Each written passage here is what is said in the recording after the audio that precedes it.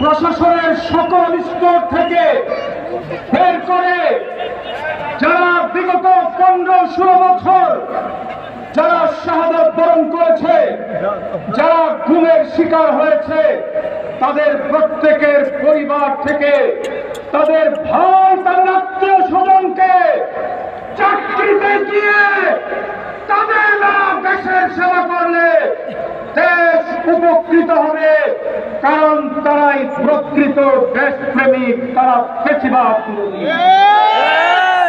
আমরা শহীদ পরিবারের সদস্যদেরকে চাকরি দেওয়ার জন্য জোর দাবি জানাচ্ছে। বন্ধুরা আমার, আজকে নির্বাচন দেওয়ার জন্য অনেকে দাবি করছে।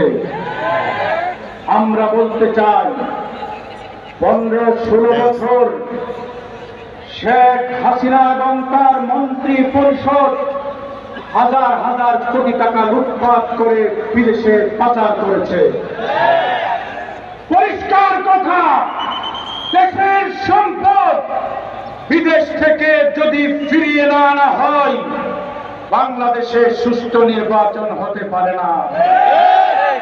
মুগ্ধ আবু সাঈদ এবং ছাত্রদের রক্তের দাগ এখনো শুকায়নি।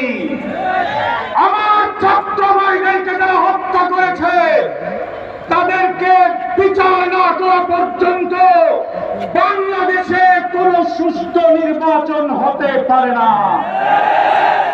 সুতরাং আগে শেখ হাসিনার বিচার হবে, ফাঁসির কাস্টে ঝুলতে হবে, তারপরে নির্বাচন, নির্বাচন নয়। শেষ কথা বলতে চাই, শেষ কথা বলতে চাই, 15-16 বছরে বিরোধী দল বিএনপি, জামাত, অন্যান্য বিরোধী দলের নেতা কর্মীরা রক্ত দিয়েছে, জেলে গিয়েছে। বাংলাদেশ খেলাফত মজলিস তার নেতৃবৃন্দ রক্ত দিয়েছে, জেলে গিয়েছে, নির্যাতনের শিকার হয়েছে।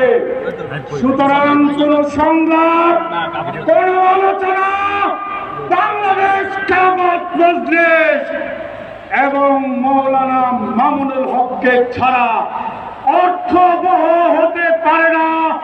কোটি কয়েক রাজনৈতিক দলকে নিয়ে যে সংলাপ করা হচ্ছে, এই সংলাপ আমরা প্রত্যাখ্যান করছি। মিডিয়ার বাইরে কান দিয়ে শুনুন, মামুনুল হক এবং বাংলাদেশ খেলাফত মজলিসকে ছাড়া বাংলাদেশে কোনো অর্থবহ সংলাপ হতে পারে না। আজকে আমার সংস্কার করার জন্য বিভিন্ন কমিটি করা হয়েছে, কমিশন করা হয়েছে। সংস্কার কিভাবে হবে, সংস্কারের রূপরেখা কি আমাদের বুঝতে হবে।